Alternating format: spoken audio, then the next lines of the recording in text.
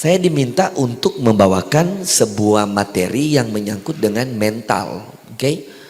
Kenapa diminta untuk membawakan mental? Makanya kesehatan mental. Saya mau tanya, apakah peserta sini yang hadir semua dalam keadaan waras? Coba mau lihat, yang merasa waras coba angkat tangan. Loh, kok enggak ada yang waras? Coba mau tanya dulu, yang waras coba angkat tangan. Saya mau tanya serius loh. Ini masih banyak yang waras ya. Yang lain ragu-ragu mau angkat tangan. Saya waras atau tidak? Oke. Nah, saya diminta untuk membahas mental dari segi Alkitabiah. Saya nego-nego sama officer dari segi sains aja. Oh, ini Anda sir Alkitabiah, acilaka ini. Karena saya sudah lama tidak menggali dalam teologi, walaupun latar belakang S1-nya dari teologi. Saya mau katakan kepada Anda bahwa pada saat ini kasus orang yang bunuh diri, apalagi untuk anak muda remaja itu sangat tinggi. Terakhir beberapa minggu lalu terjadi di bagian Amurang kalau tidak salah. Seorang wanita gantung diri di depan ruko oleh karena masalah keluarga. Ya. Nah, tengah malam saya dapat telepon dari satu orang tua. Itu sekitar 12.30. Sir, kenapa Cik? Sir, ini saya sudah siapkan air panas. Saya sudah taruh di atas konfor. Ini sudah mendidih. Oh, Cik mau bikin apa ini tengah malam? Saya mau siram anak saya yang lagi tidur. Wih, kenapa? Karena papanya sudah ada pasangan yang lain. Marah ke papanya, anaknya yang mau disiram dengan air panas. Jam 12 setengah 1 saya tembak dari Mis ke Malalayang. Kemudian ada satu juga pemuda tengah malam. Enggak tengah malam ya, sudah mau tengah malam, jam 10. Mama saya lagi ulang tahun, kita lagi makan malam. Tiba-tiba muncul WhatsApp, sudah ada foto, gambar. Gambarnya adalah tangan yang sudah berdarah, dia sudah silet. Kemudian dia kasih di bawah, Sir, sekarang kaki kita mau silet. Sir, tolong doakan kita Jo, Sir, kita sudah mampu. Terus malam itu dari Tomohon saya tembak ke Manado. Dia tinggal di perumahan yang mewah, ya. Akhirnya setelah malam itu kita bercerita panjang lebar. Saat ini dia sedang kuliah di UK, sudah mau selesai. Coba kalau udah bunuh diri. Sekarang sudah di UK, sudah mau selesai. Nah, sebenarnya apa penyebab orang stres sampai jadi kurang waras? Apa penyebabnya? Kalau dalam sains ada Big Five, ya. Yang lalu saya pernah kasih tes Big Five ke missionary, 1000 missionary. Dari Big Five ini yang paling bahaya kalau kepribadian Anda masuk di neoritism.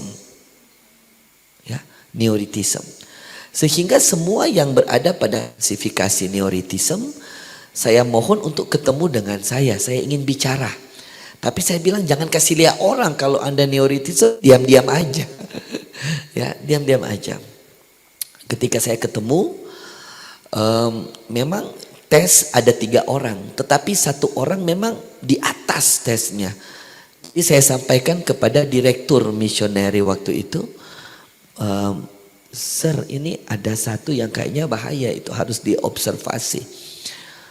Kemudian 2 minggu setelah tes diadakan, tiba-tiba mulai menjadi. Waktu mereka telepon, saya ke sana, mereka ikat dan dibawa ke Malalayang, ke rumah sakit mental hospital. Dan sampai saat ini tidak sembuh, ya, tidak sembuh. Tapi yang 2 masih tertolong, sembuh. Dan yang 1 masih sempat misionari, yang 1 sudah tidak turun lagi jadi misionari. Saya tidak tahu kalau yang misionaris sini ada, mungkin mereka tahu ini. Saya sudah warning. Nah sebenarnya kenapa sampai si orang jadi stres? Kalau kita ke Alkitab, siapa orang yang kurang waras pertama kali dicatat Alkitab?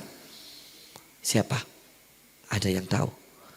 Orang yang pertama kali jadi sinting. Ayo. Kain. Wih. Sadar-sadar kong dia bunuh Pak Habil itu. Dia bagi ding batu no kong gak sadar. Sadar itu Kain itu. Cobalah. Coba cari-cari. Coba kalian ingat-ingat. Siapa orang sinting pertama yang dicatat dalam Alkitab? Ayo. Ayo. Udah dapat belum? Ya? Yang bilang Saul siapa? Mantap 100. Siapa tuh Saul itu? Ya, ini PowerPoint. Saya di sini. Mana ini saya? Iya. Oke, yang pertama yang jadi sinting itu Raja Saul. Ingat, Raja Saul itu raja pertama orang Israel. Ya, dia raja pertama tapi dia jadi sinting. Kenapa dia jadi sinting? Hah? Sekarang saya mau tanya. Apakah Raja Saul ini orang jahat sehingga dia jadi sinting? Nah, dia orang baik-baik. Orang baik ini Raja Saul ini. Jadi ingat yang baik-baik di sini. Coba angkat tangan. Yang merasa orang baik. Hati-hati jangan jadi sinting. Coba yang orang baik coba angkat tangan. Saya mau lihat. Serius loh. Yang merasa orang baik. Cuman satu orang nanti bikin seminar tentang kebaikan. Karena rata-rata so jahat ini. Tanya orang baik, nggak ada yang angkat tangan. Bingung saya. Ayo yang merasa orang baik coba angkat tangan. Nggak yakin juga Anda baik. Ini biar baptis di Yordan begini terus ngoni. Nah kalau kita lihat Raja Saul ini adalah orang baik ya. Kenapa dia orang baik? Karena kalau Anda ke Alkitab, yang bawa Alkitab jangan HP, Alkitab ya. Coba jangan HP karena kita tahu nih kalau HP bisa begini-begini, so WhatsApp, so ini. Coba yang bawa Alkitab semua saya harap udah bawa Alkitab. Coba kalian buka dalam buku 1 Samuel, oke? 1 Samuel 9 ayatnya yang ke-20 dan 21. Ya, karena ini ceritanya Saul kehilangan keledai kan, dia punya keluarga. Tetapi dia ketemu dengan Samuel, Nabi Samuel, karena dipercayai Samuel itu adalah seorang penglihat, bisa melihat segala sesuatu. Kemudian ini Samuel katakan, adapun keledai-keledaimu yang telah hilang 3 hari lamanya sampai sekarang, janganlah engkau khawatir, sebab telah ditemukan. Tetapi siapakah yang memiliki segala yang diingini orang Israel? Bukankah itu ada padamu dan seluruh kaum keluargamu? Karena Tuhan sudah katakan kepada Nabi Samuel, ada raja pertama akan aku urapi, sebentar dia datang cari kamu. Nah dia itu mau jadi raja. Nah ketemulah ini Samuel sama si Saul. Orangnya memang ganteng, cakep lah Saul ini. Badannya luar biasa. Tapi pada waktu ketemu Samuel bilang, di diri kamu itu ada semua klasifikasi yang diinginkan oleh semua orang Israel. Kemudian apa balasan dari Saul? Waktu itu Saul belum jadi raja. Rendah hati sekali. Bukankah aku seorang suku Benyamin, suku yang terkecil di Israel, dan bukankah kaumku yang paling hina? Bayangkan dia merendahkan dirinya, ya. Yang rendah hati sini coba angkat tangan. Ini sombong semua kali. Sudah baik enggak, rendah hati enggak. Diundang untuk kasih seminar orang-orang yang kurang waras. Oh ya rendah hati coba, enggak ada lagi yang rendah hati. Karena kalau angkat tangan saya bisa prediksi Anda sombong. Oke, baguslah Anda enggak angkat tangan ya. Orang suku Benyamin kaum terhina dari segala kaum suku Benyamin. Mengapa Bapa berkata demikian kepadaku? Jadi Raja Saul ini pertama kali sebelum jadi raja, orangnya humble, ya, humble. Rendah hati sekali. Biasa orang kalau belum ada posisi, rendah hati sekali. Pas dia dapat posisi, puru ke depan angkat-angkat begini. Sudah ada posisi ini. Ini saling siku ini esongana itu. Oke, jadi rendah hati ya, yang harus dicatat, Raja Saul ini faktanya adalah raja pertama Israel, orang rendah hati. Dan kemudian orang yang diberkati oleh Tuhan. Dari mana kita tahu Raja Saul ini adalah orang yang diberkati oleh Tuhan? Kalau kita datang ke buku 1 Samuel 10 ayat 6. Maka roh Tuhan akan berkuasa atasmu. Engkau akan kepenuhan bersama-sama dengan mereka dan berubah menjadi manusia lain. Ayat ke-10. Ketika mereka sampai di Gibea, dari sana maka bertemulah ia dengan serombongan nabi. Roh Allah berkuasa atasnya dan Saul turut kepenuhan seperti nabi di tengah-tengah mereka. Wah, luar biasa. Sudah rendah hati, apalagi orangnya baik, apalagi, dan roh Allah ada di orang itu. Berarti orang ini diberkati oleh Tuhan. Betul enggak? Yang diberkati oleh Tuhan coba angkat tangan. Puji Tuhan. Sudah mulai 50%. Haleluya. Jadi memang semua klasifikasi ada. Ingat. Orang itu, orang sinting pertama di Alkitab adalah orang baik-baik. Bukan orang jahat. Bukan orang jahat. Orang yang jadi kurang waras, yang jadi gila pertama kali di Alkitab adalah orang yang baik-baik. Setelah Raja Saul, orang kedua gila di Alkitab siapa? Siapa? Pikir. Kita tidak suruh ngoni kurang cari tahu orang gila. Tapi karena kita bahas tentang orang yang kurang waras, coba. Orang kurang waras kedua di Alkitab siapa? Siapa yang jawab? Mantap, Nebukadnezar. Ya, tapi Nebukadnezar itu muncul setelah Raja Saul. Nanti ketemu cerita Daniel baru Nebukadnezar. Karena klasifikasi orang kurang waras di Alkitab itu adalah orang-orang yang kerasukan. Ya. Orang kerasukan, orang kurang waras. Ya. Nah, jadi Raja Saul ini adalah orang yang sangat dikasihi oleh Tuhan. Kenapa? Rendah hati, rapi, kemudian roh Tuhan ada pada orang itu. Jadi kalau Anda rasa ini semua ada pada Anda, hati-hati. Jangan tak goyang langsung gila. Ya. Nah, kemudian Saul berulang kali tidak taat kepada Tuhan. Ketidaktaatannya di mana? Ayo, di mana? Yang pertama kali dalam buku 1 Samuel 13, buka-buka yang Uni bilang kita nabi palsu. Coba buka tuh Alkitab. Nah, dalam buku 1 Samuel 13, di sana ada cerita tentang peperangan antara orang Israel dengan bangsa Filistin. Betul enggak? Pada waktu bangsa Israel dikepung oleh orang Filistin, karena yang datang beribu-ribu, takut ini orang Israel, lari semua. Kemudian dia disuruh tunggu untuk Samuel datang mempersembahkan korban kepada Tuhan dan minta petunjuk. Tetapi karena sudah terdesak, Samuel belum datang-datang, sudah 6 hari. Kemudian apa yang dilakukan oleh Saul? Dia coba jadi imam. Dia coba untuk jadi nabi. korbannya dan dia bakar sendiri.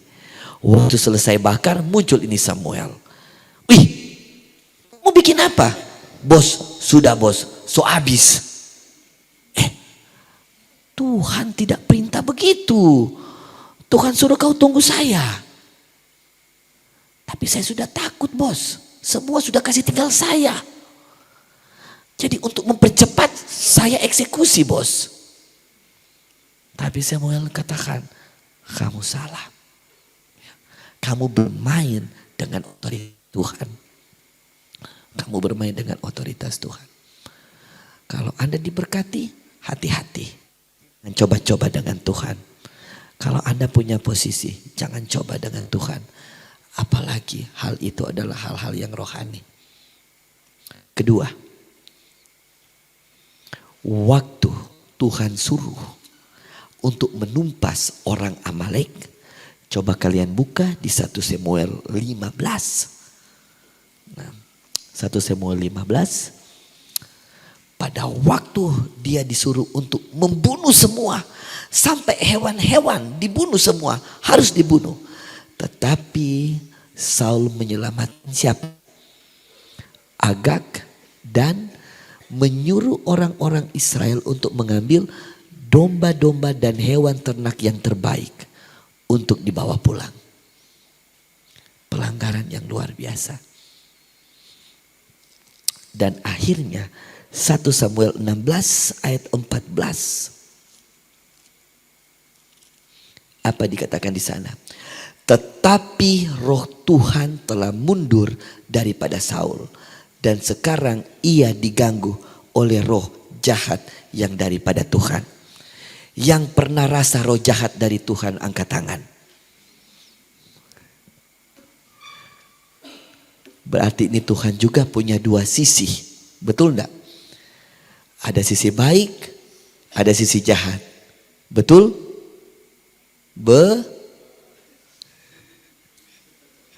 Kalau ini ada, mau dijawab dah. Nah, ini Tuhan ini tidak ada roh jahat. Tetapi apa maksud ayat ini? Makna roh jahat dari Tuhan ini bukan berarti Allah jahat. Melainkan Allah menarik perlindungan rohnya. Dan Allah mengizinkan Saul untuk mengalami konsekuensi rohani dan batin dari ketidaktaatan. Oke? Jadi Tuhan tidak kasih roh jahat. Rohnya Tuhan yang dia ambil. Nah sekarang terserah. Kamu tidak mau dengar saya, silakan. Silakan. Silakan. Dalam teologi perjanjian lama, gangguan batin sering dipahami sebagai akibat hubungan yang rusak dengan Allah, kehampaan rohani, keterputusan dari sumber damai sejahtera. Saya pernah mengadakan penelitian, pilot studinya di Unklab dan sampel saya di Unai tentang psychological religiositas dan psychological well-being.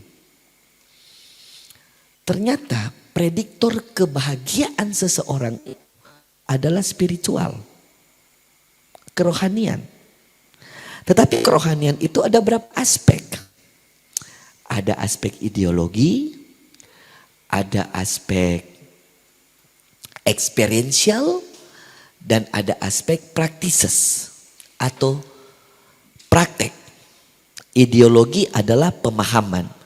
Experiential itu adalah penghayatan dan pengamalan. Sedangkan praktikal itu adalah outcome dari ideologi itu. Dari tiga ini ternyata yang paling sedikit berkontribusi dalam kebahagiaan seseorang adalah ideologi. Orang paling banyak tahu Alkitab tetapi tidak menghayati, tingkat kebahagiaannya rendah. Rendah. Iya. Nguni hafal satu Alkitab tapi kalian tidak menghayati makna dalam Alkitab itu. Di saat memberikan persembahan kalian tidak menghayati, ya. Saat memberikan persembahan jatuh Tuhan, uang saya 1.000, ya semua saya puluhan. Dia menghayat tidak. Nah itu kebahagiaannya tinggi. Tetapi orang yang selalu perhitungan dengan Tuhan, kebahagiaannya rendah. Rendah. Ya.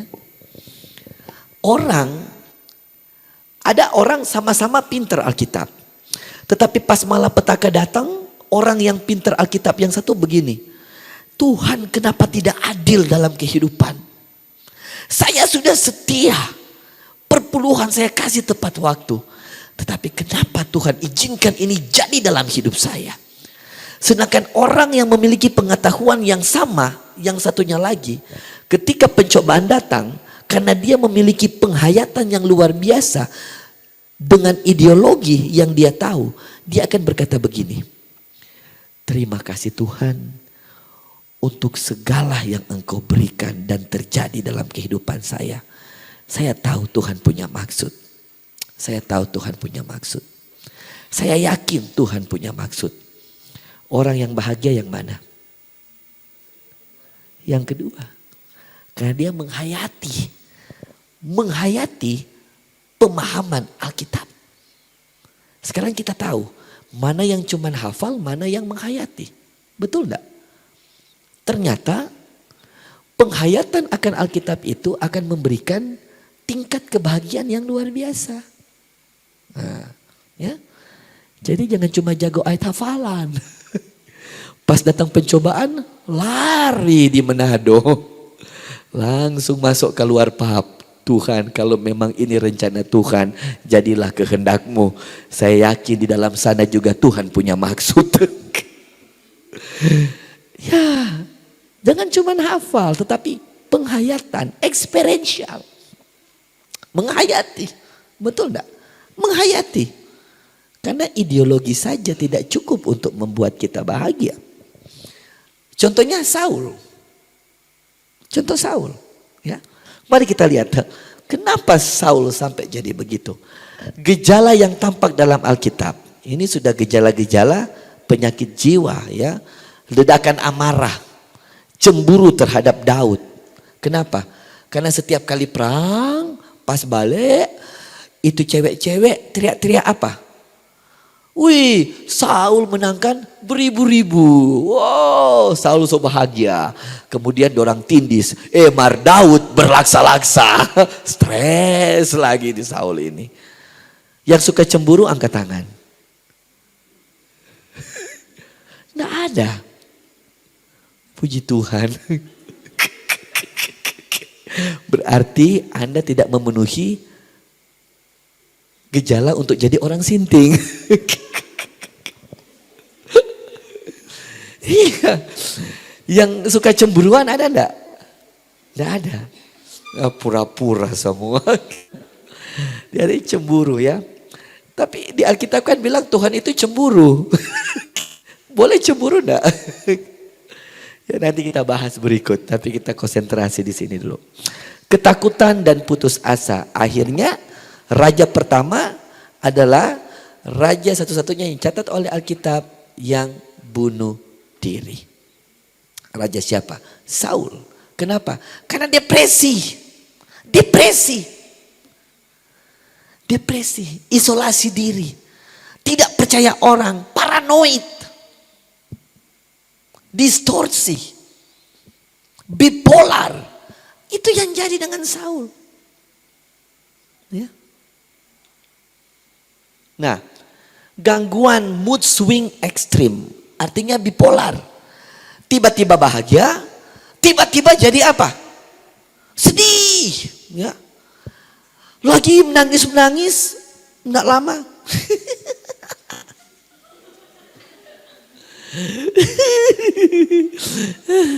Aduh.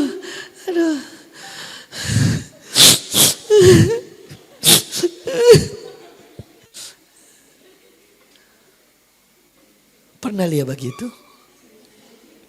Siapa? Dia? Ini dokter Virgin dola-tola begini. Kasih yang ada waras-waras dia. Ya. Kemudian depresi berat, ya. Orang depresi ya suka bawa kunci. Nggak boleh aja kunci di kamar. Saya kasih tahu. Besok kita akan bahas tentang media sosial ya. Jangan jebak kunci, jangan hindari menyendiri, hindari mengisolasi, ya. Cari teman, ya. Kalau misalnya ada teman bikin tinutuan, gabung, bikin tinutuan. Ada orang bikin gohu, gabung supaya tidak jadi gila. Bikin gohu. Tapi kan sekarang mau bikin gohu, mau bilang apa? Aduh, orang baru kelar misioneri. Nak bergabung. Tuhan tolong. Sejak kapan pepaya sudah jadi haram?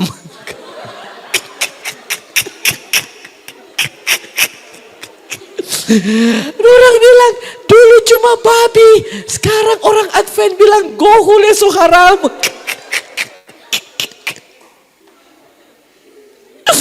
Aduh, wey, sadar. Orang Advent itu harus pintar berbaur. Ya, harus pintar berbaur. Jangan tambah-tambah kuah. Kalau cuma babi jangan tambah ledeng pisang, pepaya ya. Karena nguni terlalu rohani, nanti kita bahas. Orang rohani bagus, tapi kalau sudah terlalu nggak bagus juga. Saya tidak bilang nguni jadi murtad, jangan, Tuhan marah. Tapi semua yang keterlaluan itu akan membahayakan. Ya, itu akan membahayakan. Nantinya kita akan jadi kritisisme, jadi gila. Nantinya di gereja kurang begini. Ellen G. White bilang itu rock, semua disiplin. Pas lihat kanan, Ellen G. White pekutipan, rambut, sopirang, disiplin. Mulai error. Semua yang terlalu itu bahaya, hati-hati ya. Bukan saya, ini saya coba gabung sains dengan Alkitabiah. Setengah mati lekot tu topik ngoni dah kasih. Baru 1 bulan lalu kita dah bermukul. Aduh jangan kuat dong. Oh ini boleh sir, so kasih. Kemudian gangguan kognitif. Paranoia. Paranoia itu merasa semua itu adalah ancaman. Pernah enggak kalian merasa begitu? Duh, kiapa? Coba lihat, dia lihat-lihat ke kita. Duh, iris tuh dia kan. Siapa yang lihat pangana? Ini Saul jadi seperti itu. Ya. Sampai-sampai kalau orang lihat dia mulai, ngapain dia lihat-lihat saya? Langsung stres. Artinya Anda stres dengan persepsi orang tentang Anda. Kalian tahu, saya tidak pusing kalian bilang apa. Ya, karena kalian punya variabel bebas untuk menilai saya itu bagaimana. Anda mau bilang saya negatif, positif, pusing amat. Itu Anda urusan. Saya urusan kelar seminar pulang tidur. Kenapa? Karena Anda punya persepsi saya tidak bisa atur. Betul. Ingat, hal yang paling tidak masuk akal, hal yang paling tidak masuk akal menurut saya adalah kita coba untuk mengontrol persepsi orang. Kemana saya pergi, saya tidak akan pernah menyenangkan hati semua orang. Percaya, kemanapun Anda pergi, tidak semua orang akan senang dengan Anda.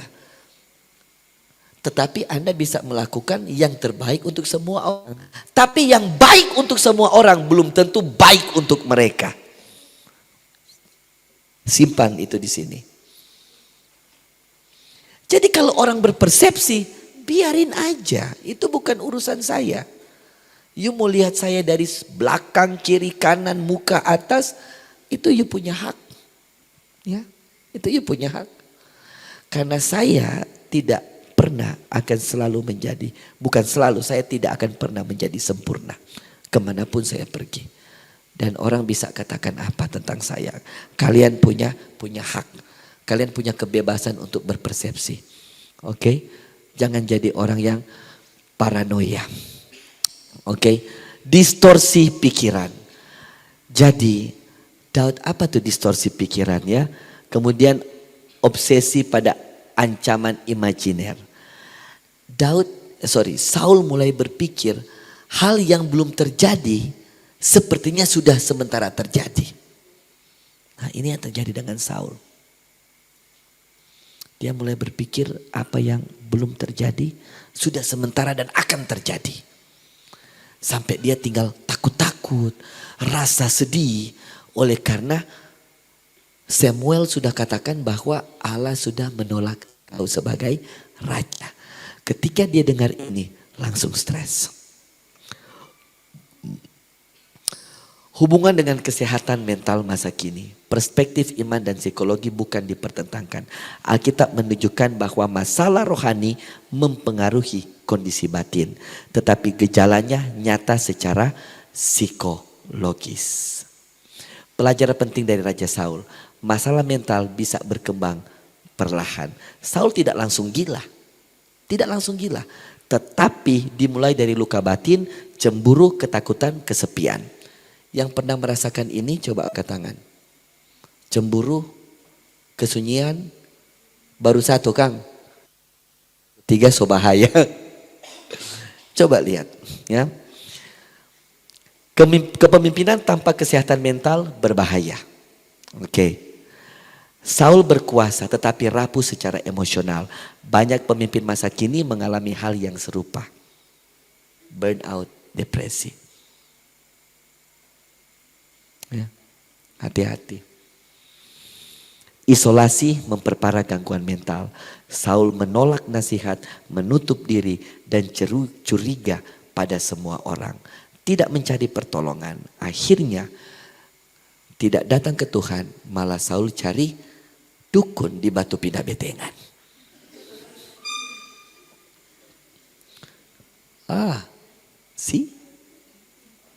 Betul enggak? Ini adalah gambaran keputusasaan total. Nah, dalam psikologi itu ada satu teori tentang kelekatan atau attachment. Kelekatan. Ulang, kelekatan. Semakin Anda terikat, itu kelekatan, itu keterikatan. Ya. Semakin kita terikat dengan sesuatu, semakin kita tidak bahagia. Semakin terikat dengan belajar, semakin Anda tidak bahagia. Semakin Anda terikat dengan posisi, semakin bahagia. Semakin Anda terikat dengan gelar, semakin Anda tidak bahagia. Semakin Anda terikat dengan uang, semakin Anda tidak bahagia. Semakin Anda terikat dengan orang lain, semakin Anda bahagia. Kalau Anda mau bahagia, kalau Anda mau waras, bebaskan diri Anda dari semua jenis keterikatan. Jangan terikat. Semakin Anda terikat dengan HP, semakin Anda tidak bahagia. Semakin Anda terikat dengan Facebook, semakin Anda tidak bahagia. Semakin Anda terikat dengan jenis-jenis kosmetik, semakin Anda tidak bahagia. Karena Anda tidak akan pernah puas dalam hidup. Semakin terikat, semakin tidak bahagia. Kalau Anda mau bahagia, lepaskan semua keterikatan. Lepas dan jalan bebas. Saya tidak terikat dengan siapapun, apapun di dunia ini. Saya tidak terikat dengan uang. Saya tidak terikat dengan posisi. Saya tidak terikat dengan gelar. Saya tidak terikat dengan apapun. Karena saya hanya terikat dengan Tuhan. Ingat itu. Semakin Anda terikat dengan apapun, semakin Anda tidak bahagia. Semakin Anda terikat dengan obsesi untuk dipuji orang, semakin Anda tidak bahagia. Paham ini konsep? Kalau Anda ingin ya lepaskan semua keterikatan. Tidak guna itu. Tidak guna. Ya. Jangan terikat. Coba sekarang. Ini Saul kenapa jadi sinting? Karena dia terikat dengan apa? Jabatan. Posisi. Sinting jadinya. Karena dia pingin untuk tetap jadi raja. Dia takut Singgasananya dicuri orang. Padahal jabatan itu punya Tuhan. Betul enggak? Itu punya Tuhan. Jangan jadi gila hanya untuk cari jabatan. Ya. Kenapa sampai dia gila? Oleh karena terikat. Terikat. Semakin terikat, semakin Anda tidak bahagia. Semakin terikat, semakin tidak bahagia. Kalau Anda ingin bahagia, teori baru dari psikologi positif, Dr. Seligman, dia katakan apa? Ini teori luar biasa. Ada di Alkitab. Teori mengucap syukur. Ini teori baru dong dalam psikologi positif. Dr. Seligman katakan, kalau Anda ingin bahagia, semakin banyak mengucap syukur. Semakin banyak Anda mengucap syukur, semakin Anda bahagia. Puji Tuhan, siapa? Tapi doi jatuh 400.000. Mar kita hati dia nak jatuh. Betul enggak? Puji Tuhan, mai tua orang baru ambil kemarin.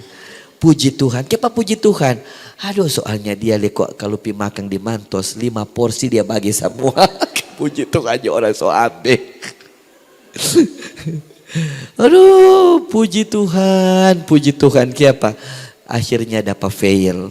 Kenapa? Soalnya kita PGB-tan baru tingkat 1. Kalau kita tamat lebih dulu orang lain semua dapat.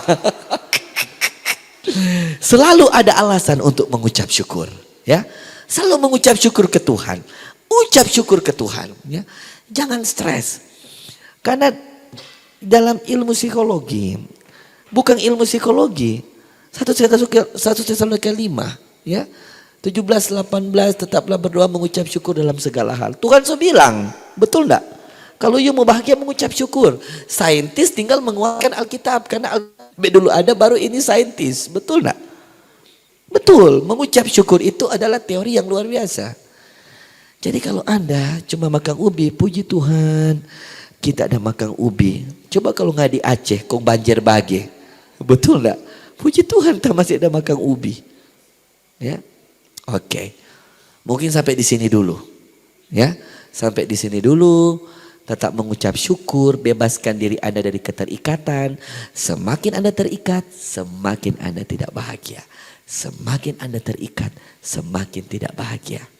Semakin Anda terikat dengan hal-hal yang Anda pikir itu baik, semakin Anda tidak bahagia. Oke? Kuncinya adalah bebaskan diri Anda dari semua keterikatan kalau Anda ingin waras. Oke? Tuhan memberkati kita semua. Terima kasih.